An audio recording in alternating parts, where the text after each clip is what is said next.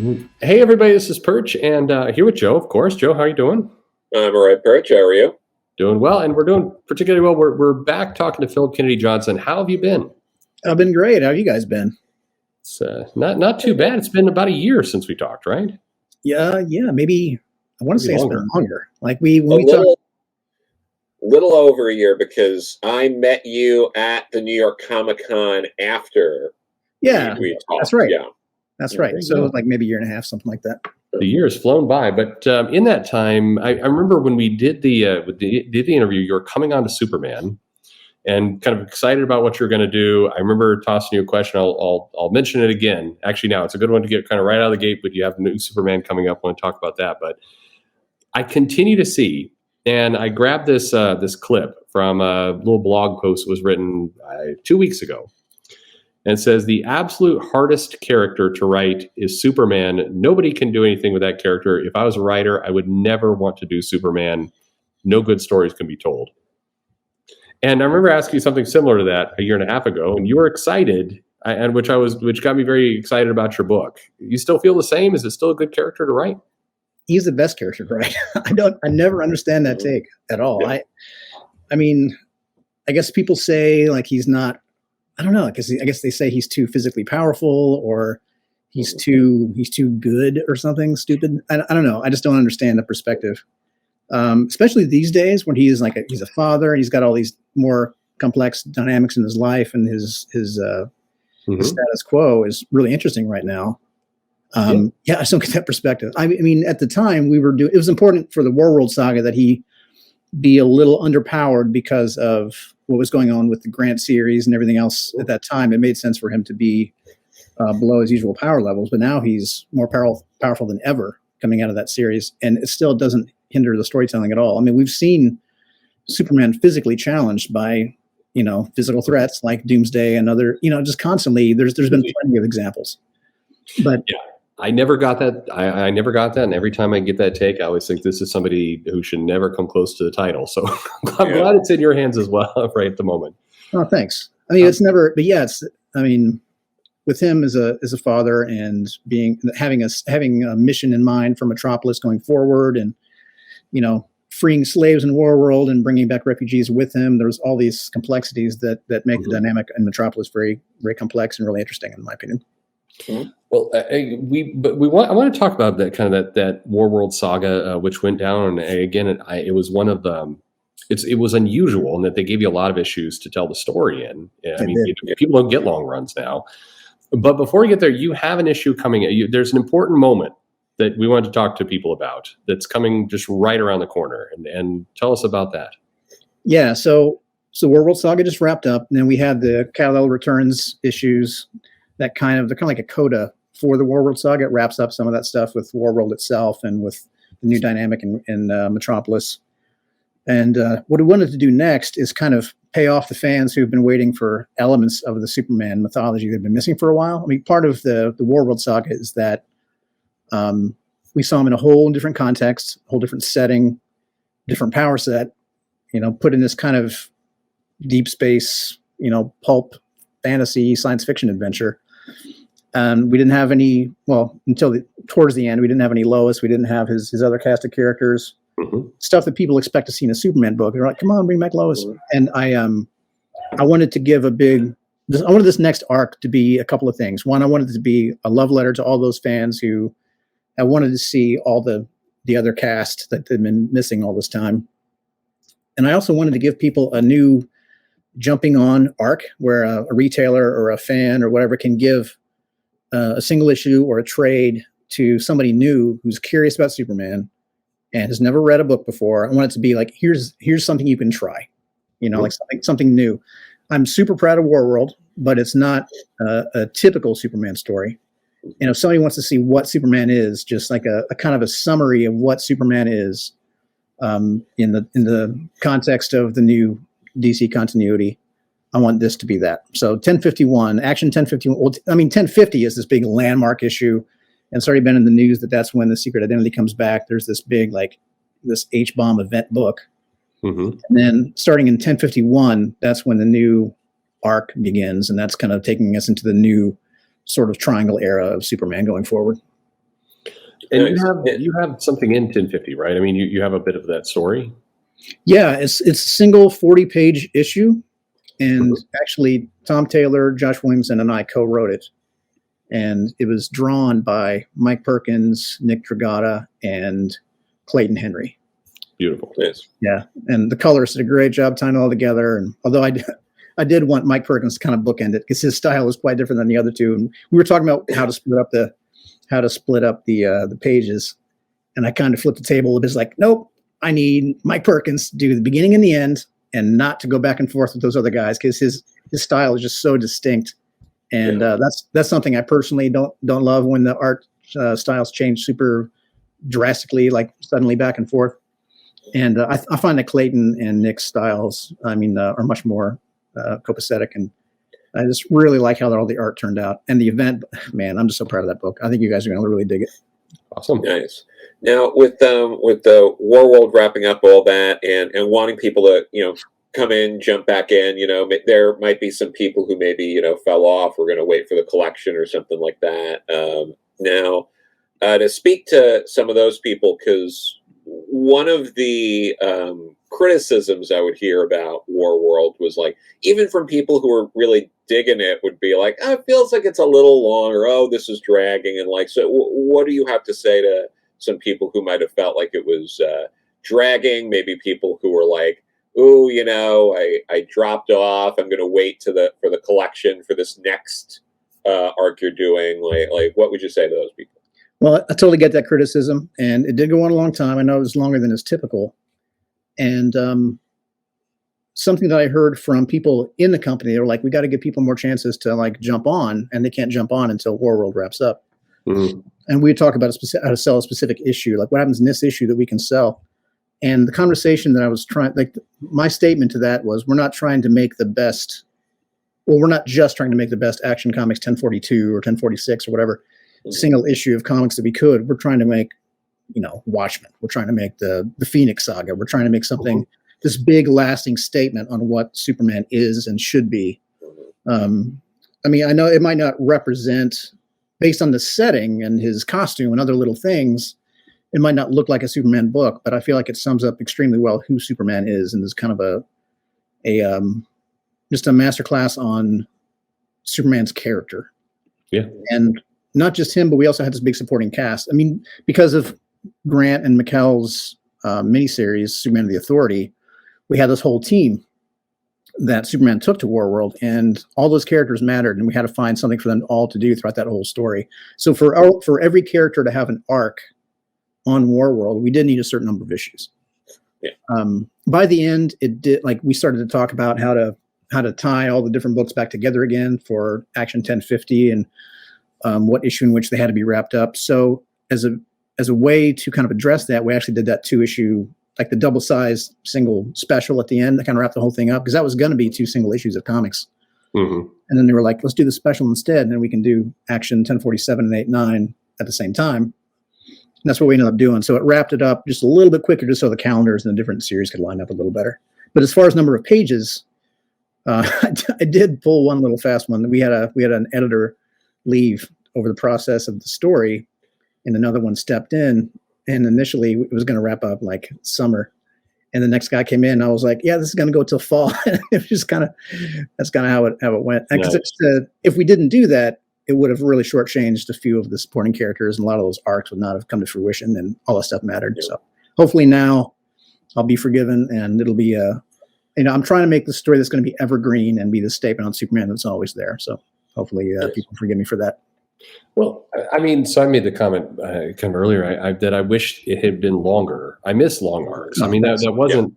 You go back 30 years ago. I think we all grew up with comics that had these kinds of long arcs and these kinds of storytelling where you got to really get into the characters, and I enjoyed that. I'm shocked and impressed. Again, you were able to pull it off, and when I say pull it off, I don't mean the writing. I mean getting the company to agree with it. You kind of touched on it a little bit earlier. Was it really hard to get that level of trust and commitment in these days where it seems like even 6 issues is a stretch sometimes? I think they were so happy with the way The Last God came out. I feel like that got me a lot of runway, I think. Mm-hmm. Plus, I think there's a story they wanted to tell for John on Earth too. So it didn't do John any disservice as far as, giving him some time to spread his wings and tell a proper story back on Earth too. No, nobody. There was never any lack of trust. Really, it was actually pretty great. I've had almost universally great experiences working in DC, so I can't fault anybody. I mean, they thought it was a little long. It's like, when can we get back to what people are used to? And but it wasn't ever any urgency or anger in that. It was just when are we going to get back? Sure. But no, I'm really happy how it turned out, and I think it's going to continue to pay dividends. You said you wanted it to be longer. There actually are threads that continue to unravel behind the scenes, like when Krillux leaves at the end of the series with he takes Mongo's body with him, and we see him in the backups later, in recruiting. Good. What's his name? Chadel. Excellent. It's hard to have the patience, I'm sure, as a publisher. You do want to kind of move things around. I think your point was really good there. They did. If you hadn't have done that, they wouldn't have been able to do everything they did with John. And now, for people who didn't like John Kent's story, that may have been a positive, but still, it allowed them to play two very different bets. And I think the name of the game in comics often, especially when you're putting out 80 books, you should have different bets that you can play. Nobody's going to buy all 80 of those books. And so giving two very different things, I think, was great. And I'm glad you're able to pay some stuff off. That's awesome to hear. Yeah, thanks. Also, when you're telling these big epic stories that are so distinct and so different, I don't know. I'm not talking to the highest of the high ups at DC or Warner's about this, but I suspect they're looking to mine ideas from the comics for, games, TV, film, DLC skins for stuff, or toys to make, or whatever. And I think that something like Warworld Saga is just really prime real estate for that kind of thing. So I feel like that might actually get me a little more goodwill as well. But we'll see. Yeah, or a DC animated movie. Exactly. I can't do that. Yeah, it feels inevitable. They with what HBO, with what Warner does, and kind of the crossover things they want to do, being able to do it's nothing like Game of Thrones, but be able to do the kind of barbarian Superman as an initial hook for people trying to come in. It's obvious for them. I have to believe that you're going to get some kind of animated movie or something out of that at some point. No, I hope so. Yeah.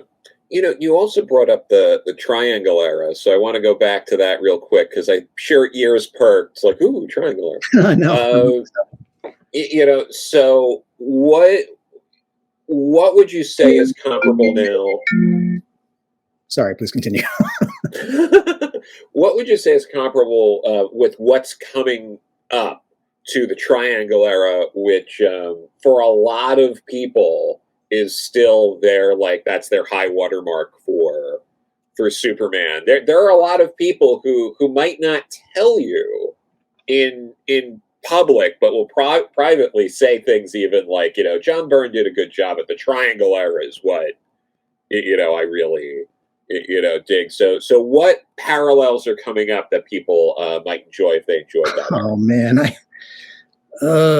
you set me up for the king of all spoilers. I can't say. I'm sorry. There is a parallel that's going to be super fucking obvious pretty soon. Oh sure, yeah. So I can't actually answer that without giving too much. But I know we've taken a hard look at the Triangle era and what we thought worked about that time. I'll tell you one thing that I do not want to replicate from that time is there was a while where you had to read, the story went from one issue to the next. And that's not something we're going to do again, because I don't want to, put a gun to anyone's head and making them buy every issue. If there's one, sure. Especially because one of the three will be a little bit further removed than the other two, but there will be a lot of shared material back and forth. There's going to be a lot of nods from one series to the others to acknowledge everything that's happening. So it feels like all the books are flying in one direction and telling one story. But we don't want to punish anyone who's not reading all three. Speaking of punishment and rectifying these sort of things, does doing something like this mean we might actually get a coherent reprinting of the Triangle era? That's not my lane, but I think it's within the realm of possibility. Sure. Yeah, because there's things that we want to do. We're talking about stuff like, do we want to actually put the Triangle thing on the books? Do we want to? I personally would like to bring back the Metropolis mailbag. Oh yeah. I think that's I think it's becoming more likely, and I have things I'd like to do. And now that I've been on the title long enough, I feel like I got a little more cred that I can ask for stuff. Nice. I want to get that same feel good feeling. I mean, people will I can already hear in my head certain people's arguments like, yeah, we got Twitter, we don't need that shit anymore.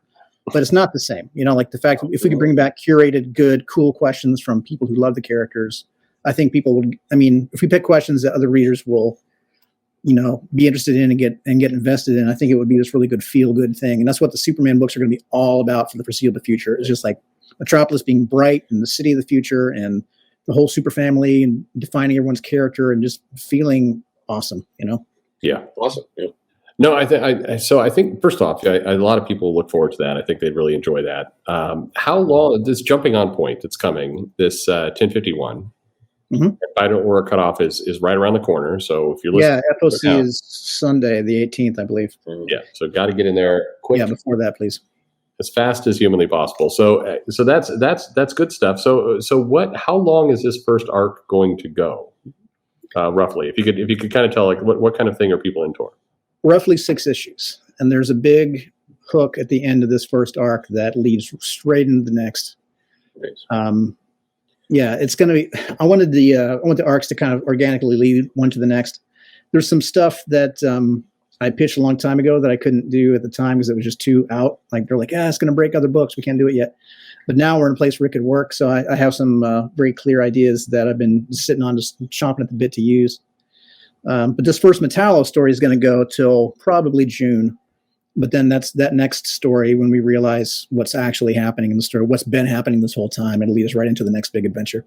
Oh, very nice. These aren't short little bursts. I mean, this is going to be shorter than your Warworld story in terms of kind of these arcs, but I mean, they're still substantial. You're not giving us the done in one for a while.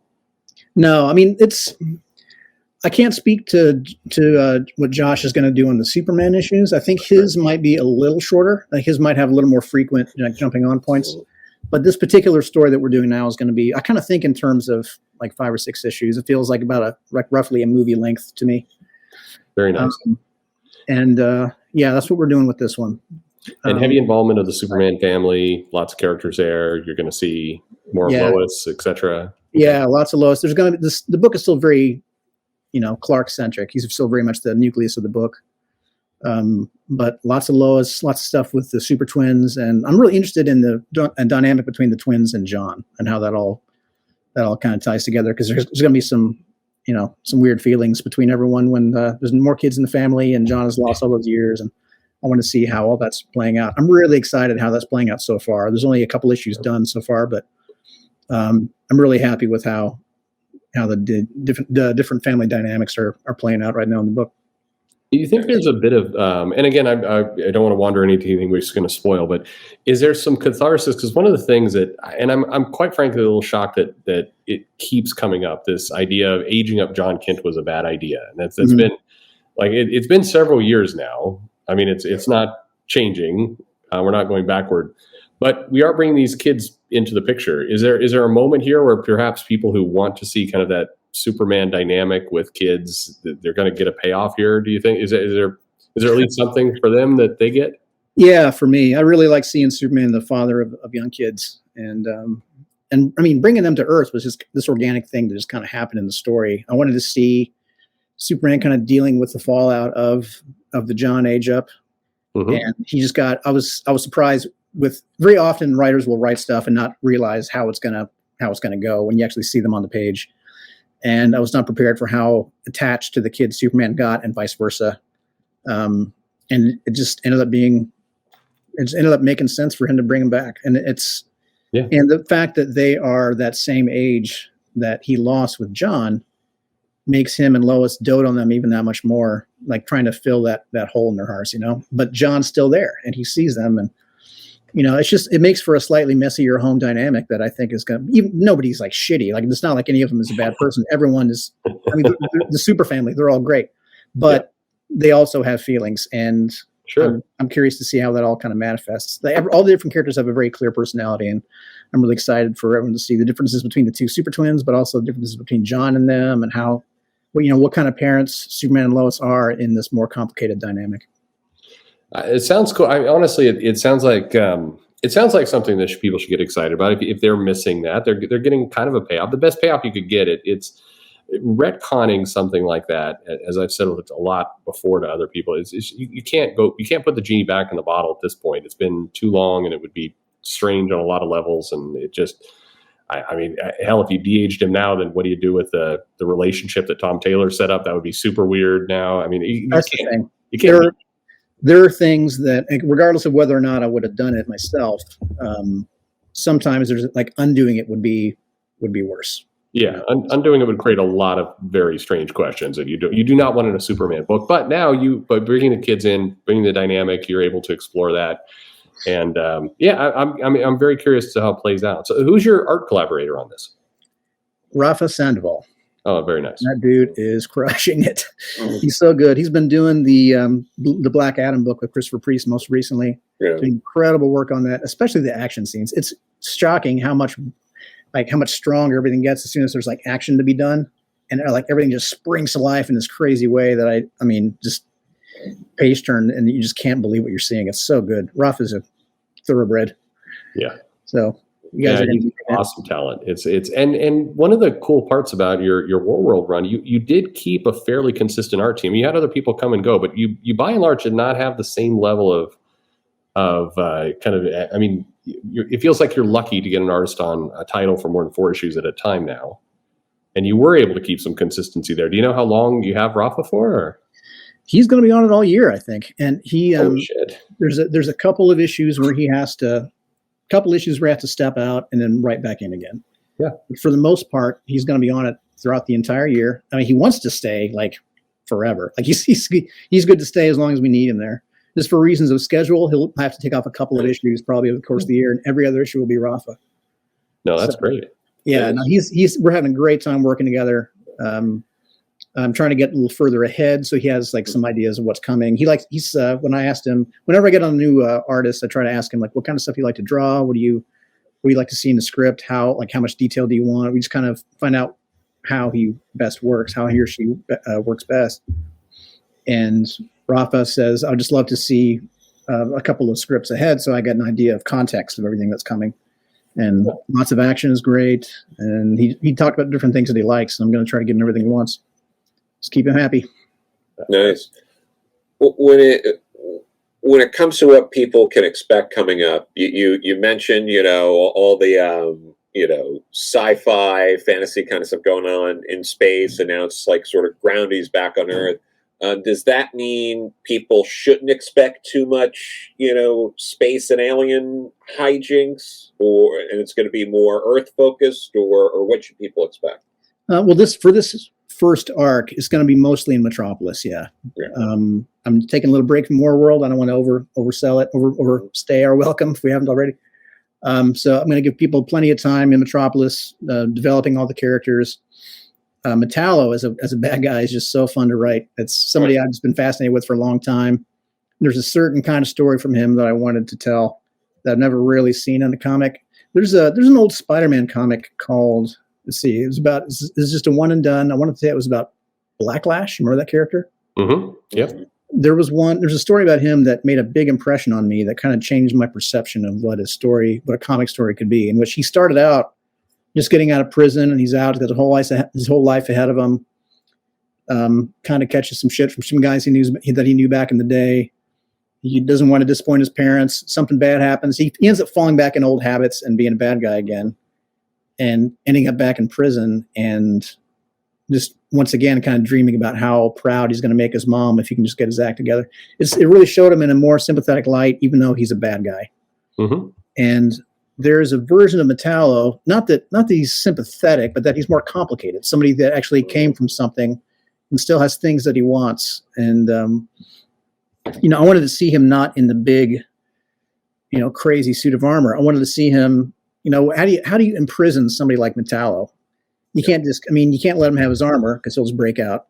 Right. But do you just put him is he a head in a jar? I feel like there would be some kind of a court case about, that not being allowed, like being inhumane. So they give him some bullshit little crash test dummy type body.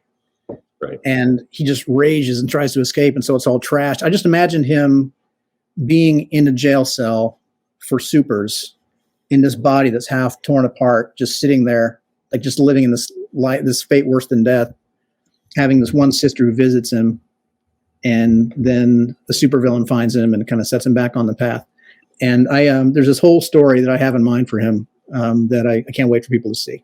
It's more complicated. He's not sympathetic exactly, but he's somebody that we understand, somebody like people we all know. Yeah. And this is the John Corbin Metallo? Okay. Yeah.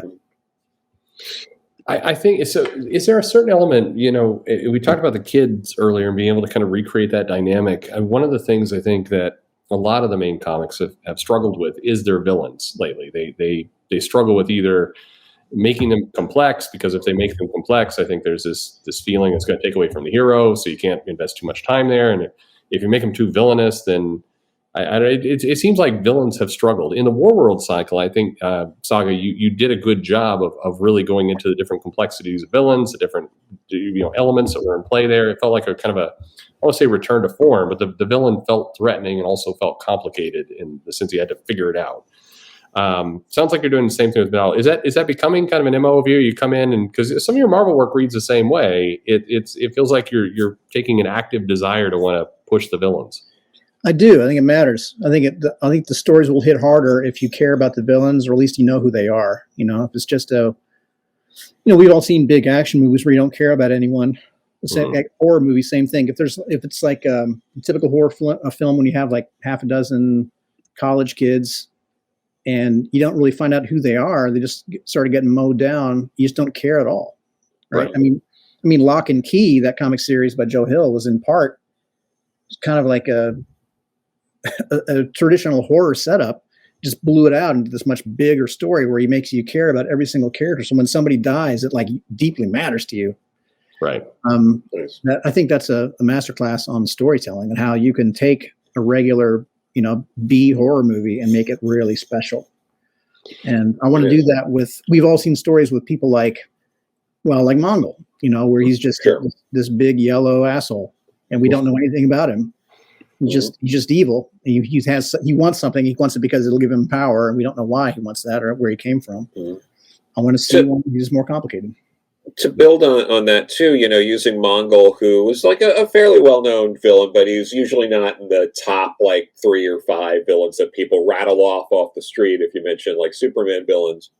Are you going to be diving into any of maybe the lesser known villains or not as popular villains, like even if they're not like taking up a whole arc or something, that like could people expect that kind of stuff where maybe some lesser known villains or even supporting characters that kind of disappear and come back every once in a while, if we can expect some things like that happening?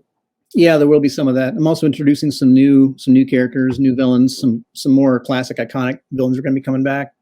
The one after Metallo is another one that I think is a fan favorite that we're going to see a more complicated take on. It's really, to answer Perch's earlier question, I guess it's something I'm trying to do. I'm trying to go through the rogues gallery and make everyone just level up a little bit as far as, interest level and threat level. I want to see Metallo that can legit hang with Superman. And nice. I've been thinking more and more about Toyman lately, and in the past, I've always considered him kind of lame and just didn't seem like a Superman villain at all. It's like just this big, dumb, I don't know. It just didn't speak to me. Yeah. But if they'll let me get away with a creepier take, I think there's a version of that could be really cool and actually give Superman his own Riddler that could be more of a threat in a very, unusual way. It's funny you say that, because one of the, I think, discarded pitches, and I'm trying to remember from who, it may have been part of that, Cabal, the Wade Morrison Miller group. I don't think it may have been there, but Toyman was one of the things where somebody had watched Saw and thought, well, that's clearly what Toyman should be. He should be, the Jigsaw character. That's kind of murdering people, kind of in the shadows, and very threatening, very creepy. And it does feel like a character that's kind of ripe for some modernization in that sense, to make him truly threatening. That'd be cool. I'd love to see you take a crack at it. Thanks. I'd love to. Yeah, but maybe not have Satanus come back and split Superman in two and throw half of them back into medieval times or something. But yeah, maybe not Satanus. We'll see. There's a big there's a big there's a new take on somebody I want. It's not exactly a new character, but a version of somebody you've never seen before. That's going to be coming up soon. I'm really excited about the whole, like all these arcs kind of building up to this one reemergence of someone. So I'm pretty stoked. You kind of, I mean, you mentioned, but just to go into it for a little bit longer, Batman has this rogues gallery that's known and in some cases sells comics. The One Bad Day thing is something that DC's really leaning into at this point. And Superman struggled there. I mean, it just over the years, he does not have the same kind of iconic, marketable, rogues gallery that Batman does, but it always feels like it would be an easy thing to do. It even felt like Flash actually sometimes did a better job there.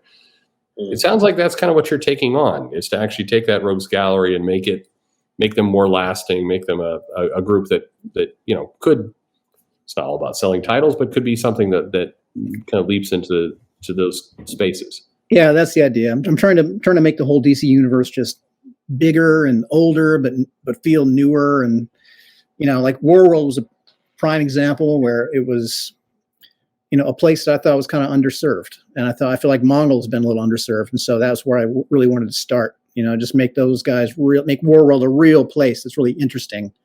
Give it the same kind of love that we see, Arrakis in the Dune series, and make it a place that feels real with real people, and not just one race of people. Like, we have more than one kind of person on Earth with different languages and cultures, and sometimes they fight. And Warworld is all about conflict, so why shouldn't it be like that there? Yeah. So I'm doing the same. I'm making the same kind of plans elsewhere right now. There's like some multiversal stuff coming up in which we're going to see more. Again, it's hopefully just seeing the world get bigger and bigger. I'm seeding. I tend to plant a lot of seeds for future stories and the stories that I'm doing now. So anyone who reads all my work will see little nods to things I've got coming up in other books, sometimes a year or two later. But I always try to come back to those. The Claremont subplot, is that what you're saying? You're actually putting... That's what I'm saying. Oh, wow. You got to have those. That's right. I heard that.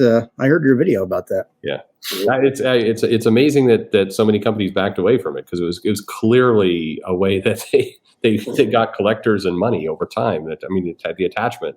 Well, one that I think is, I'm not even hiding it. It's almost not even a subplot now. It's the way I tried to tie modern DC continuity with the Kirbyverse, like the Fourth World stuff. I think that's like the Old Testament of the DCU, and it just feels kind of separate most of the time.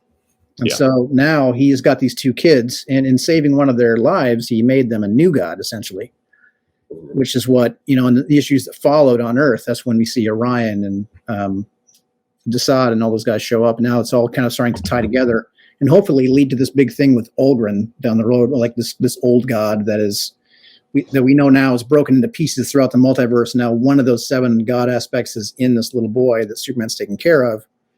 So there's 6 more out there, and it's all hopefully leading to this gigantic thing. So it's a subplot that I will hope to continue to seed out my other DC work until we can finally pay off this gigantic, this story that I want to write before I die. It is. Okay, so how, if you can say, how long are you contracted to be on the book? Like, do you have any kind of runway that you're looking at? There's not a contract right now. We're just all having a great time, and all the relationships are really solid. Like I've got great relationships with my co-creators, with Josh and Tom, with my editors, Paul and Jillian and Chris, and awesome. And the people in the Bat House as well, and the Gotham group. So yeah, there's not a contract. We're just having a good time telling good stories, and I'll be around for the foreseeable future, I think. So as far as whether on action or not, I don't know. I want to stay on action I could tell Superman stories forever, and I hope they let me do it a long time. It would be so incredibly, it would just be such an honor to have like a Dan Jurgens style, like long run of Superman stories, and just have this body of work at the end. I would just be, that's all I want. Since you mentioned that, though, sorry, you mentioned the greater DC universe. Like, could we potentially see, either Superman dealing with other characters, rogues, or like, is that something you'd like to see? Like, because there used to, I feel, be more one and dones or things like that, where it's like, like, oh, Superman's going to deal with, Captain Cold this time, or like something like that. Like, are there either plans or like just fantasizing, like, oh, I think it would be great to have Superman go up against this Wonder Woman villain or Flash villain or something like that? It's on the table. Yeah, there's some things coming up actually later in the year that I'm going to pitch something very much like that. I always thought it was cool when you see Joker in Metropolis or whatever. I do want to see some stuff like that. I don't want to stay just within this little, because Batman's Rogues Gallery is more comprehensive, and there are others that are kind of that kind of belong to all of them, like Justice League type bad guys. Mm-hmm. Other ones that kind of come and go as needed in certain settings, and I'm not limited to just Superman people. Good. Yes. Okay. So kind of the way I was going earlier, and just to take it back for a second, is I talked to a lot of other writers, and they express that, and again, everybody's different, so everybody's going to have a different mode of tolerance and risk and everything else. But one of the common things that I hear is that it is very hard. Writers feel very intimidated to plan if they're in your situation, if they don't have a contract, if they don't have kind of some forward-looking things. And so they're like, I'll ask the question, like, why don't you introduce some subplots? And why don't you put and the answer I get back is, well, that would be unfair if I'm not around to finish it off. So I don't want to introduce something and then, be off the book in 6 months because I don't know if I'll be, still on it.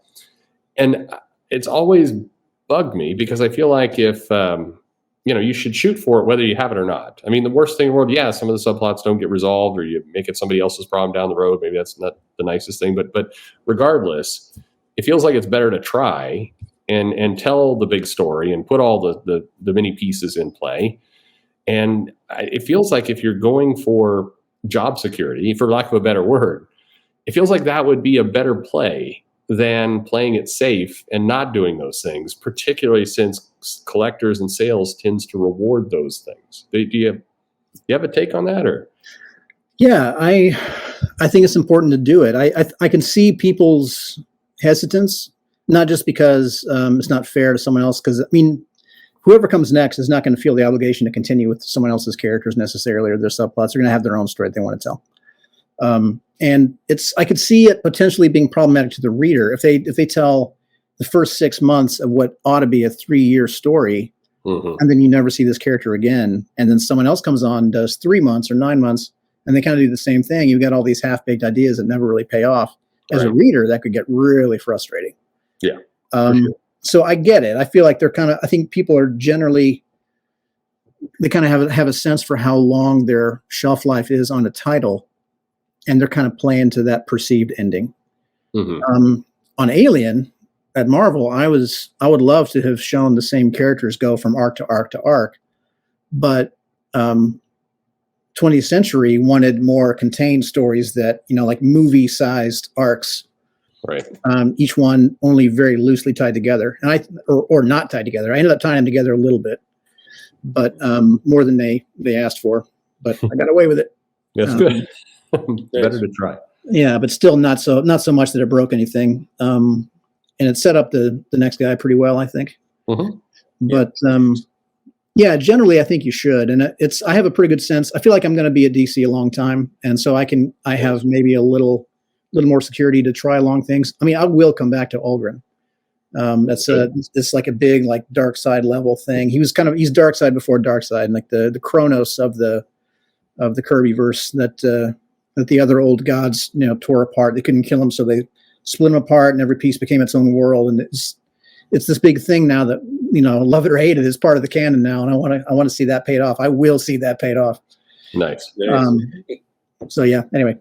No, you brought up Allie. You're also doing work at other publishers, and you've been writing comics for a few years or so now. And I think that when you elevate to something like taking on Action Comics, you find that everyone at like a convention or something thinks you're brand new, and you have to remind them, like, I've actually been doing this for before I started on Action Comics.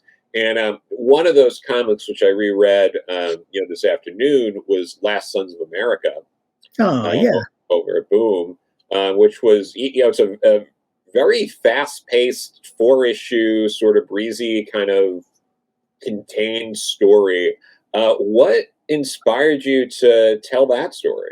Hey, I'm with you, breezy. I'm with you with the other pieces, but that's the word I would use. Breezy, not as in terms of like reading, not in terms of the weight of the content, but yes.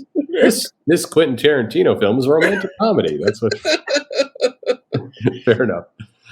Yeah, I was inspired by some of the things that were all kind of in my life at that time. I was doing a lot of anti-human trafficking work. Mm-hmm. So for those who don't know, those listening who don't know Last Sons of America, it's a story in which Americans can't have kids anymore. So around the world, kids become like money. And because the richest country in the world no longer can have children. And so we buy them or barter them or steal them from other countries and ship them back here like furniture to have families. A breezy story, yeah. A breezy story, yeah, in which human trafficking becomes legit. Yeah. So at that time, let's see, I wrote it. I started thinking about it at least around 2010 when there was this big earthquake in Haiti. Yeah. And it became this big humanitarian crisis. Like the infrastructure kind of wasn't there. So when that happened, it's hard for a lot of families to find each other in all the wreckage. And there was this mission group from the U.S. that went down there to find kids who had been orphaned and find them families elsewhere.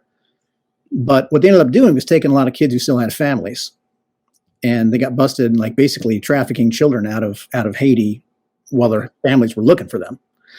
And I was doing a lot of anti-human trafficking work in Baltimore at the time, but I never really knew much about the for-profit adoption industry. And it kind of sent me down this rabbit hole, finding out a lot more about an aspect of human trafficking I didn't know anything about. And I just kind of became obsessed with it. And around the same time, at the time, my wife and I were having a hard time conceiving. And I'd pretty much accepted I wasn't going to have kids. Mm-hmm. And the ideas all kind of just percolated in my brain together and I just had this vision of a world in which Americans couldn't have kids anymore and what would happen next. So it ended up being kind of like Children of Men, but in a more Elmore Leonard-y kind of character-driven sort of way, like where the banter between these two brothers kind of helped elevate the tone of it a little bit. So it's not like just paint the walls with your brains depressing. Because he's about these two brothers who love each other, but also kind of just pick at each other all the time and argue the way brothers do, and just kind of kept it fun and cool while this awful, horrible stuff is happening all around him. So that's where that story kind of came together. Just different things I was thinking about at the time sort of became a story. I feel like most it is a truly, I mean, it is a great read. I mean, it's a really different thing. I think there's a lot of people who come on the various videos and they want to read something new and something different, as much as they also want to see iconic Superman. That's a good one to go check out. And I love Matthew Dow Smith's art as well. Yeah, that was his first digital book. He'd all done tradition before that. Oh wow!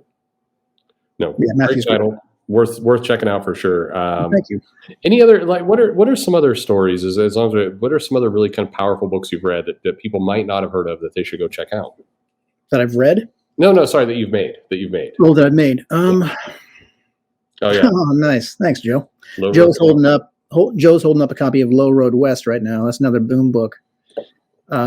That's basically The Lion, the Witch, and the Wardrobe set in the Dust Bowl, like a post-apocalyptic Oklahoma Dust Bowl, essentially. Like these kids are escaping invasion on the East Coast, being shuttled west, and they break down in this old ghost town in Oklahoma and find a doorway to another world. Yeah. There's a story called Warlords of Appalachia that I did. It's about great comic. Thanks. It takes place after the Second American Civil War, and Kentucky's become an occupied nation within U.S. borders. Mm-hmm. And this guy kind of falls ass backwards into a revolution and becomes the first feudal warlord of the Appalachian Mountains. A story that could happen tomorrow. Exactly. Yeah, exactly. Yeah, that came out in October 2016. Right. So here we are.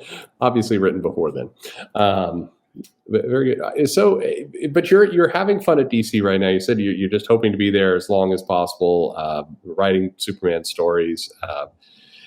And is part of this era of Superman, as a lot of people kind of speculated, that you are going to kind of get three very different flavors of Superman. So if hopefully you're reading everything, but if you like Phillip Kennedy Johnson's version, you have that version. If you like Tom Taylor's version, you have a different version. I mean, is that kind of also what we're trying to accomplish here? Yeah, I think we all have different styles that are very clear on the page. I think I'm kind of the Mike Perkins of the three of us. I was joking to somebody when I found out that we would be co-writing the book. I kind of laughed about it, and it's like, page one, like, comics are super fun and cool, and turn the page, it's like comics are super exciting, and turn the page, and comics hide a deep hidden truth that the world is a puzzle box and blah blah blah. We all kind of have our own style, but we all do sort of homogenize it and tell one story together too. So we definitely all are writing in our own style on our books, but we're also reading each other's scripts and kind of trying to keep the tone, leaning the tone towards the other writers on certain characters so that it feels like one, so we have like one mission statement on the whole Superman family of books. How's that? This is super in the weeds, but how is that working? Like, so you're sharing scripts. Do you have like a Superman Slack channel going on? Or how are you? So for those of you who are like, what the hell is he talking about? The X line made a bunch of news about having a Slack channel, and Slack is a tool, basically, where you can communicate. And so they would share their scripts and other things there, and it became this kind of mythology for no apparent reason. It's just an app, folks. It's not exactly magic. But how are you coordinating?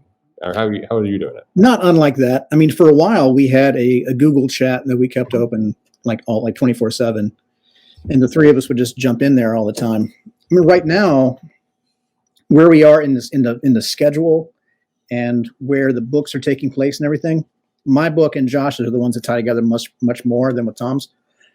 So Tom and I will typically talk on the phone and text every day.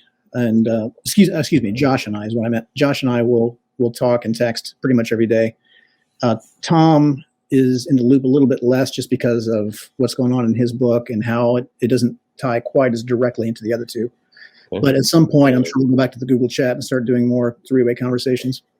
It probably doesn't help that he's in Australia too, I would think. It is sometimes a little bit of a hassle, but he keeps weird hours like we all do.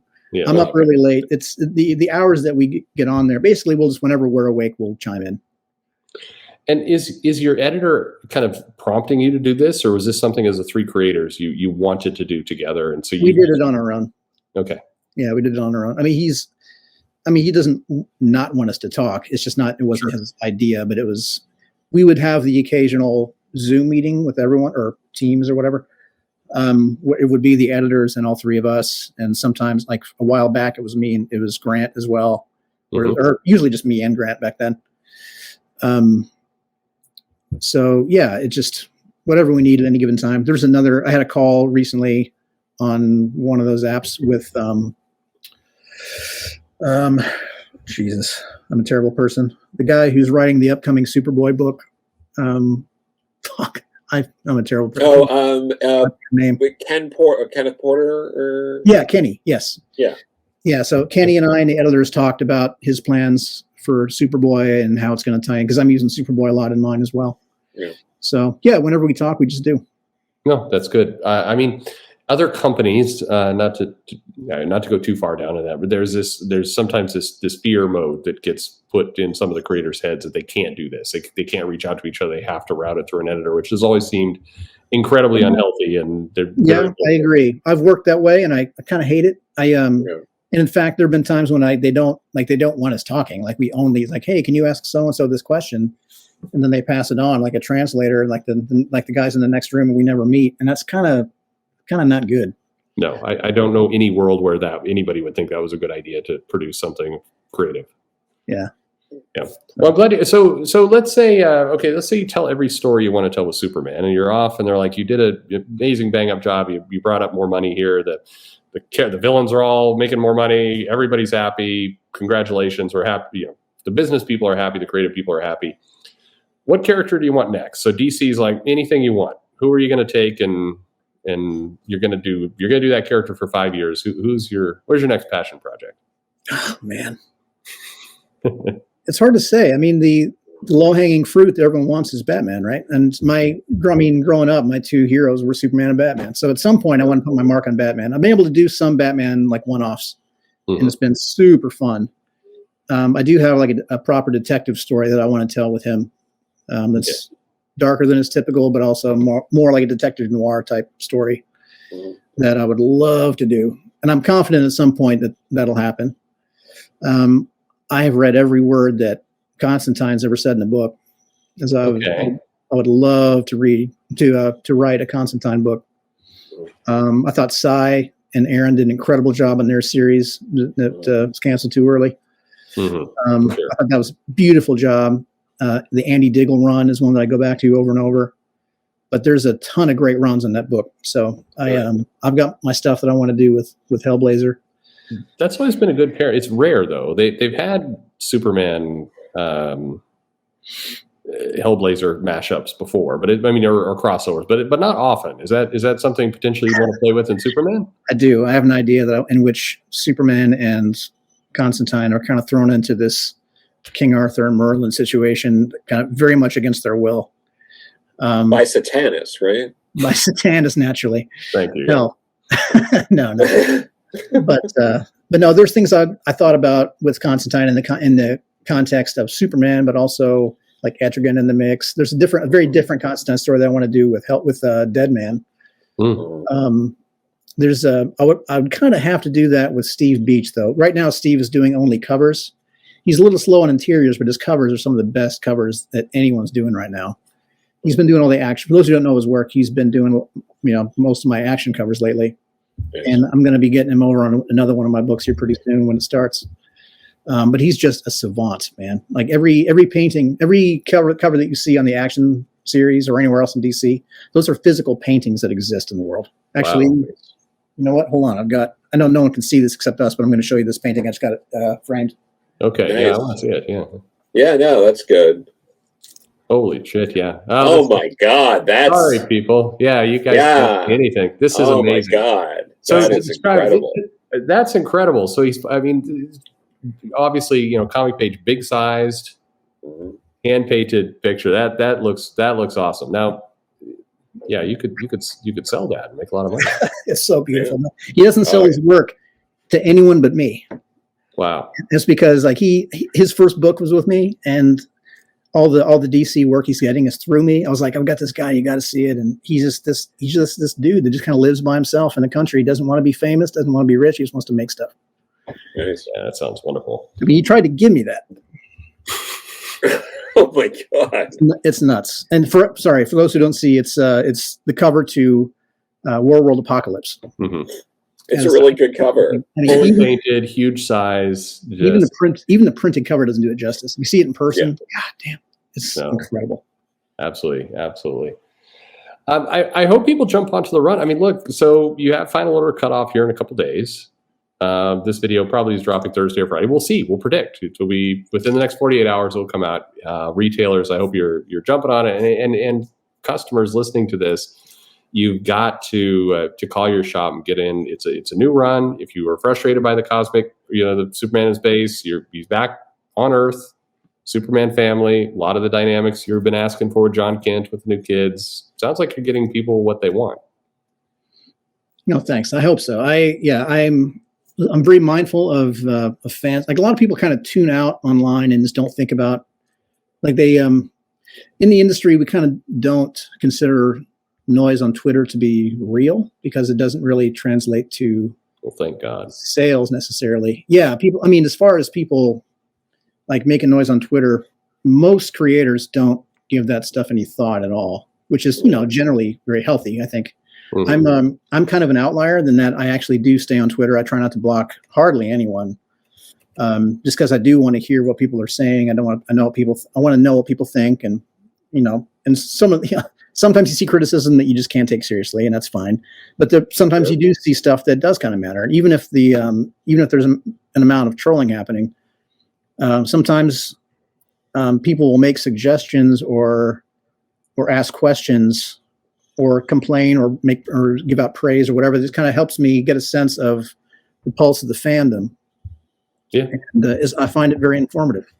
And I mean, there's a lot of noise in there, but if you take yourself out of the culture wars and just kind of listen to the fans that you want to hear from, it can be a very useful tool in my experience.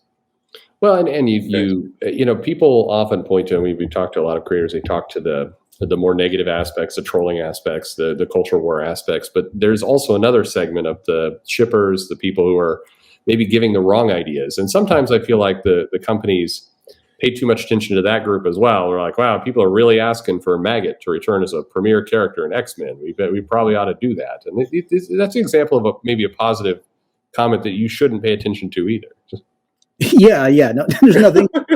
Yes, there's plenty of stuff that goes online that I ignore. Don't get me wrong. Yeah. Like, when is Shrek going to have Sonic the Hedgehog's baby? Yes. Let's see what I can do. Yeah. Well, okay. So, any other big teases you want to leave people with? You know, I want to give you plenty of time to just talk about the book, again, I see what people say. They've been asking for longer runs. They've been asking for subplots. They've been asking for Superman to be treated seriously, villains to be threatening.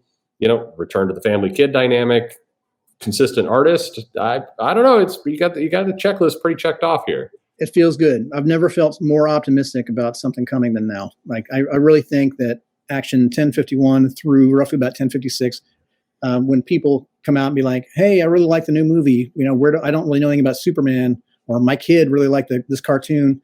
What do I do? I don't know Superman from anything." We've had these touchstone runs in the past. Like, a lot of people will go for All-Star that Grant did. Mm-hmm. Some people might go for, Secret Origin, or Superman for All Seasons, or a certain run from the monthlies. But I want this to be one of those too. I want people to go to this first arc, 1051, and be like, this is where you start. This is what Metropolis is. This is who the cast is. This is who Superman is. This is everything that Superman should be. It's like a celebration of Superman mythology. And that all starts in 1051. So I hope people cannot love that more. That's awesome. All right. So again, as spoilery as we can, but are there some comics that people should go out and read right now that would help prep them for this run? Yeah, I've kind of been soft introducing Metallo up till now. We see Metallo in the issues immediately following Warworld, which were Action 1047, 8, and 9. That's when we see Superman back on Earth for the first time. Warworld is in Earth's orbit. They're all like the freed people of Warworld are here. We see the kids in the context of Earth. The new gods are here. We see Metallo appear. We see him looking just super ragged and depressing.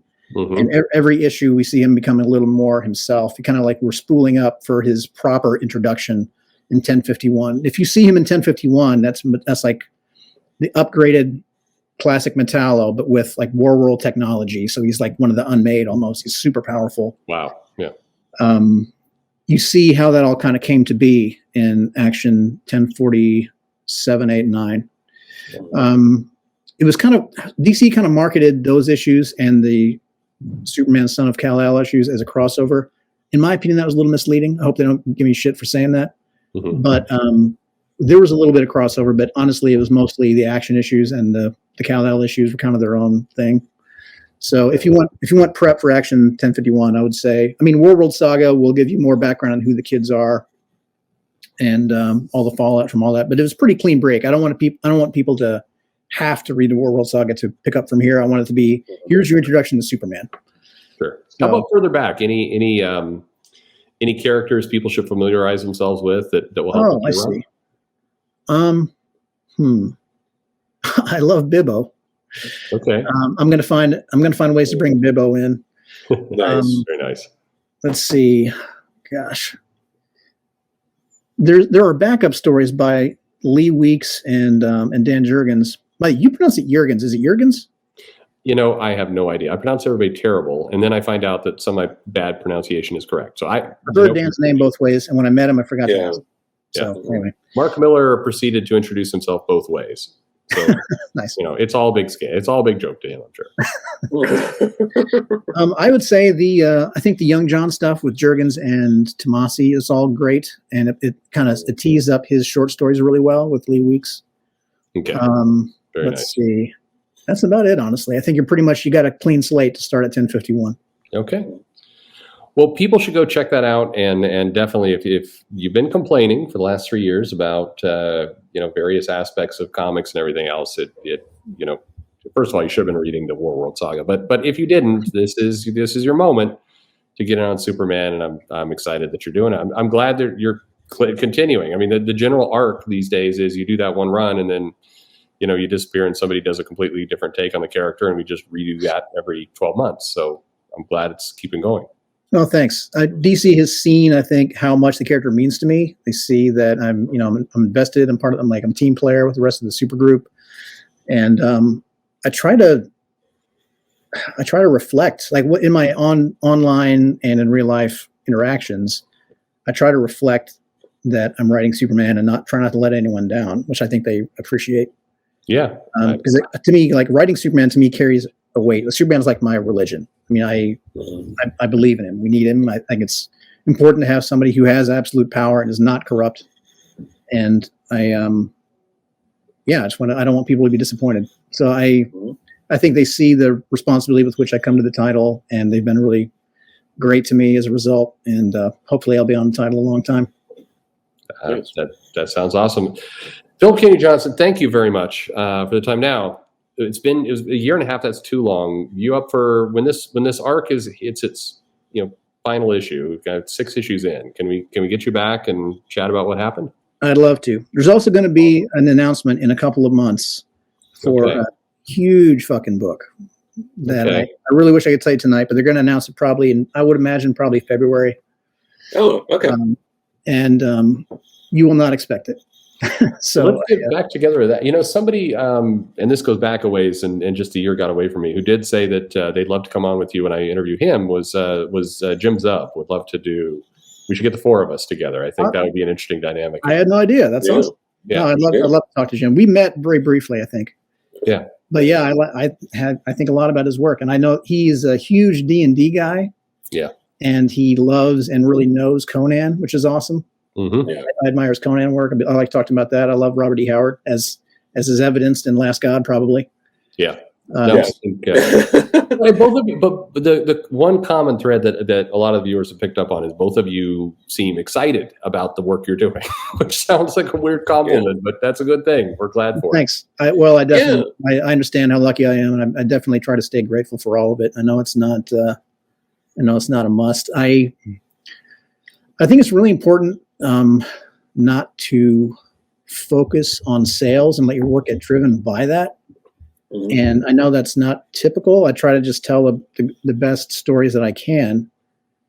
And I deliberately try not to get super wrapped up in how every single issue is selling and watch trends, and because I feel like it would be a disservice to the readers if I did that. I feel like it's when readers are getting talked down to, like, oh, here's this really hot character, or here's this character that sells books no matter what, I'm going to find ways to work them in because of some big corporate scheme. Mm-hmm. Yeah. To me, that cheapens the work, and it shows. And I try not to ever do that. I try to just be appreciative of the shots they're letting me take, and just try to tell these stories that matter in the long run. I'm trying to play the long game and tell stories that are hopefully evergreen for readers down the line. Yeah. Now, for some of the readers who might not understand what you're saying, exactly how do you talk down to someone? Yeah. Please show us how you would insult someone. Yeah.